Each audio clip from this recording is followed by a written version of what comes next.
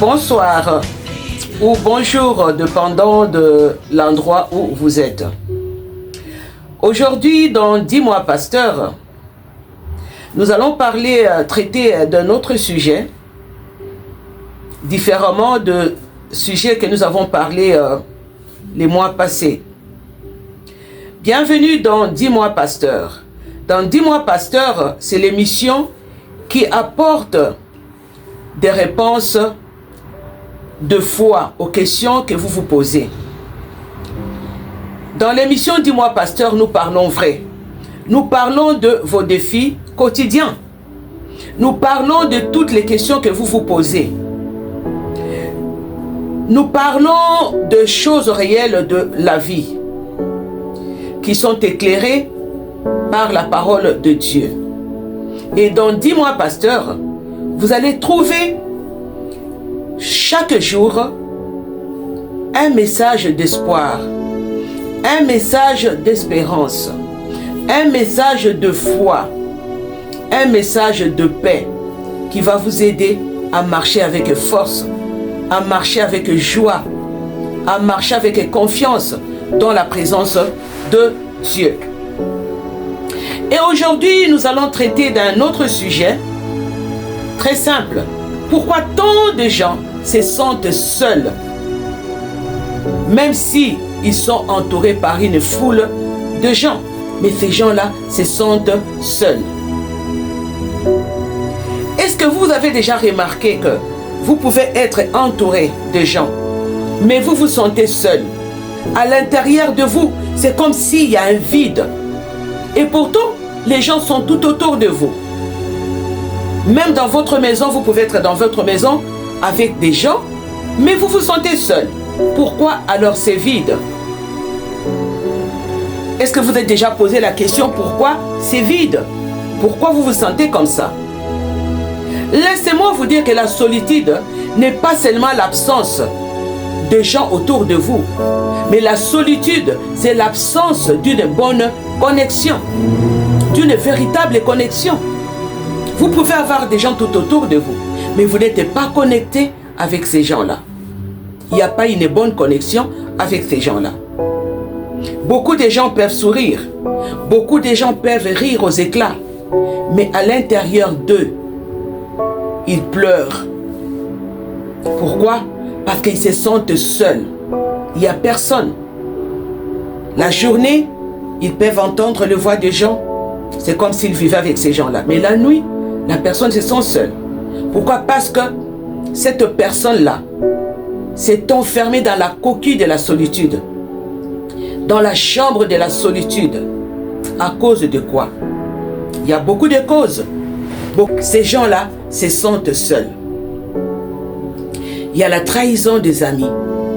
Il y a la trahison, peut-être la personne a été trahie par un mari, par une femme, par un ami ou une amie, par un enfant, par des collègues. Et la personne n'a plus confiance, elle préfère rester seule. Elle préfère vivre seule. Il y a aussi les manques d'écoute.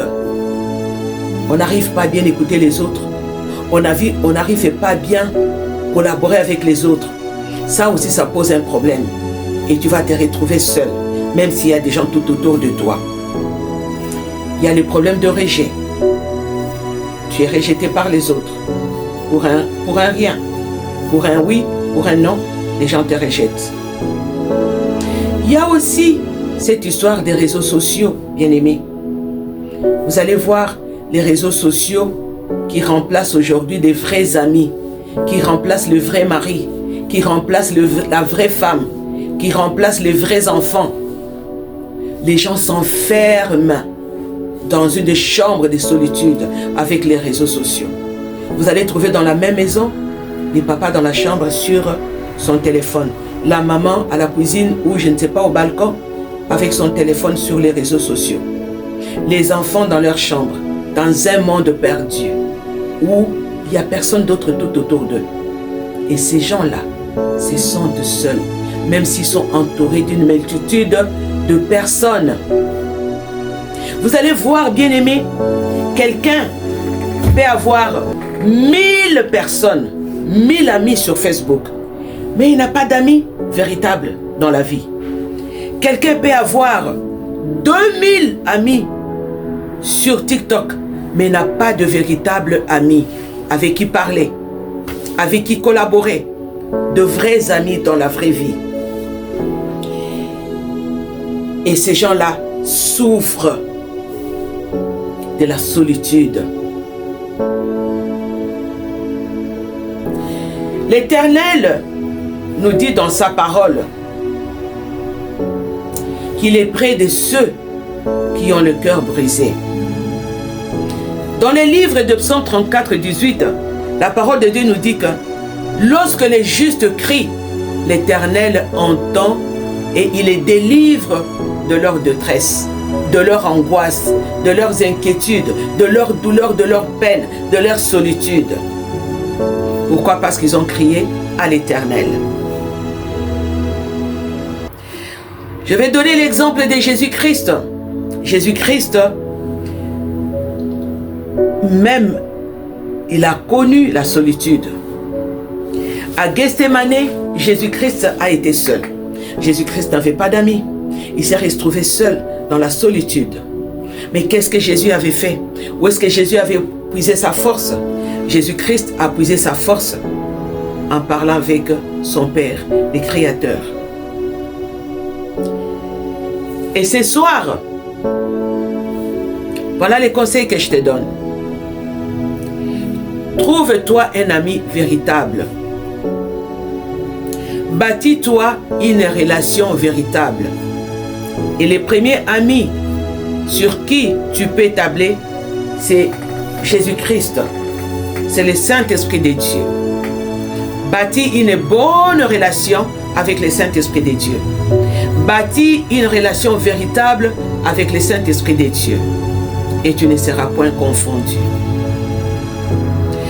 Ouvre ton cœur. Le deuxième conseil, ouvre ton cœur à un ami. Ouvre-toi à un ami à qui tu fais confiance, sur qui tu peux t'établir, à qui tu peux parler, à qui tu peux ouvrir ton cœur, à qui tu peux appeler quand tu es dans le besoin. Et le dernier conseil, cher ami, apprends à être aussi un ami ou une amie pour les autres. Ne cherche pas seulement que les gens soient tes amis, mais apprends à être une bonne amie ou un bon ami pour les autres. Pour terminer cette émission d'aujourd'hui, laissez-moi vous dire que la solitude n'est pas une condamnation. Par contre, la solitude, c'est une invitation à chercher la présence de Dieu, à chercher Dieu en profondeur et à bâtir une relation stable, une relation vraie, une relation solide avec le Créateur. Voilà pourquoi deux fois, Dieu t'amène dans la solitude. Ce n'est pas pour te punir, ce n'est pas une condamnation, mais c'est pour rechercher ton attention, pour rechercher à ce que tu puisses lier, bâtir une bonne relation avec le Seigneur. Amen. Que le Seigneur vous bénisse et que le Seigneur vous accompagne. C'est tout pour l'émission d'aujourd'hui.